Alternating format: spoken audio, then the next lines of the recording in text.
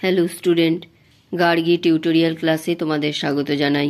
দেখো, আজকে আমার বিষয় হলো বর্ধমান ইউনিভার্সিটি সেকেন্ড সেমিস্টার স্টুডেন্টদের জন্য যারা মেজরে পলিটিক্যাল সায়েন্স রেখেছো তাদের কয়েকটা গুরুত্বপূর্ণ প্রশ্নের উত্তর আমি আগেই দিয়েছি, তাই আজকে আরেকটি গুরুত্বপূর্ণ প্রশ্নের উত্তর দিয়ে দিচ্ছি। দেখো, সার্বভৌমিকতা সম্পর্কে অস্টিনের মতবাদ ব্যাখ্যা করো। এটা খুবই ইম্পর্ট্যান্ট একটি প্রশ্ন, তোমরা এটা অবশ্যই করে নিও। দেখো, সার্বভৌমিকতা সম্পর্কে অস্টিনের মতবাদ এভাবে লিখবে। 1832 খ্রিস্টাব্দে ব্রিটিশ আইনবিদ ও দার্শনিক জন অস্টিনের লেকচার অন জুরিসপ্রুডেন্স নামক গ্রন্থটি প্রকাশিত হয়। এই গ্রন্থে তিনি সার্বভৌমিকতা সম্পর্কে তার অভিমতটি ব্যাখ্যা করেন। জন অস্টিন সার্বভৌমিকতা সম্পর্কিত আলোচনাকে আইনের ওপর প্রতিষ্ঠিত করেন বলে তার তত্ত্বকে আইনগত সার্বভৌমিকতার তত্ত্ব বলা হয়। হবস ও বেনথামের রচনার দ্বারা তার তত্ত্বটি প্রভাবিত।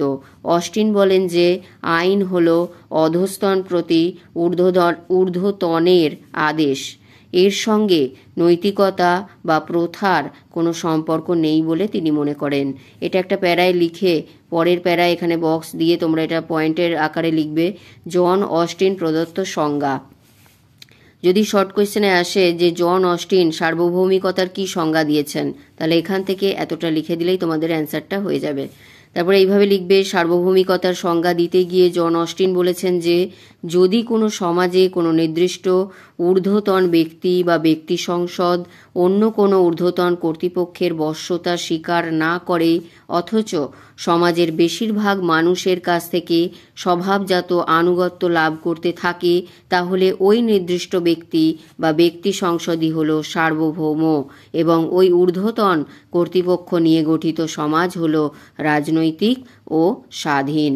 এইভাবে লেখার পর তোমরা সার্বভৌমিকতার বৈশিষ্ট্য বলে দেবে।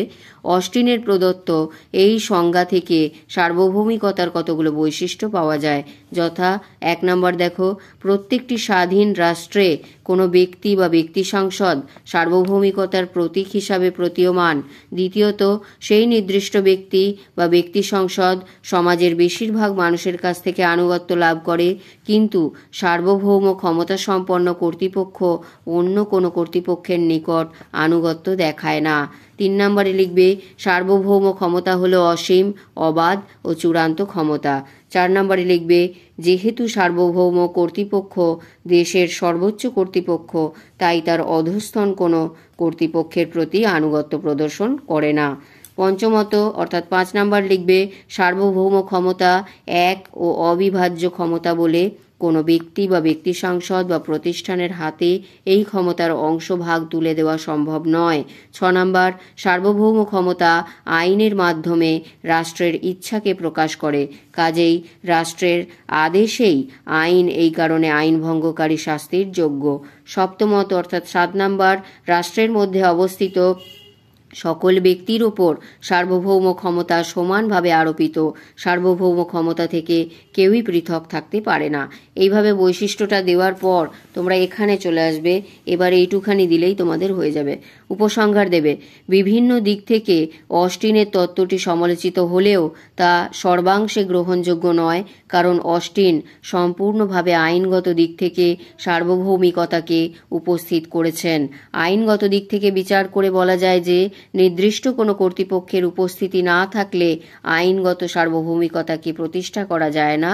আবার আইনগত সার্বভৌমিকতা যে সামাজিক রীতিনীতি ও প্রথাগত আইন দ্বারা নিয়ন্ত্রিত, অস্টিনের তত্ত্বে তা উপেক্ষিত হয়নি। কাজেই অস্টিনের বর্ণনা অনুসারে সার্বভৌমিকতাকে প্রতিষ্ঠিত করতে আইনকে উপেক্ষা করা যায় না, তাই অস্টিনের সার্বভৌমিকতার তত্ত্বটি উপেক্ষিত নয়। তাহলে আরেকবার দেখিয়ে দিচ্ছি। এইভাবে প্রথমে এই প্যারাটা দেবে। প্রথমে এটা লেখার পর এখানে একটা সেকেন্ড প্যারা, এই থার্ড প্যারার মধ্যে বৈশিষ্ট্য রাখবে, তারপর একেবারে চলে আসবে এখানে উপসংহার। এইটুখানি দিলেই তোমাদের সার্বভৌমিকতা সম্পর্কে যে অস্টিনের মতবাদ, খুবই গুরুত্বপূর্ণ একটি প্রশ্ন, এটা তোমাদের হয়ে যাবে। তাহলে আমি আর চেষ্টা করব আরও 1-2 প্রশ্ন এখান থেকে দিয়ে দেওয়ার, এবং তারপর আমি কি কি গুরুত্বপূর্ণ প্রশ্ন আমার চ্যানেলে রেখেছি সেগুলো নিয়ে আমি একটা তালিকা তৈরি করে তোমাদের দিয়ে দেব। তাহলে এই গেল আজকের ভিডিও। গুরুত্বপূর্ণ এই ধরনের ভিডিও পেতে তোমরা অবশ্যই চ্যানেলটিকে সাবস্ক্রাইব করে নিও এবং বন্ধুদের মধ্যে অনেক অনেক শেয়ার করে দাও।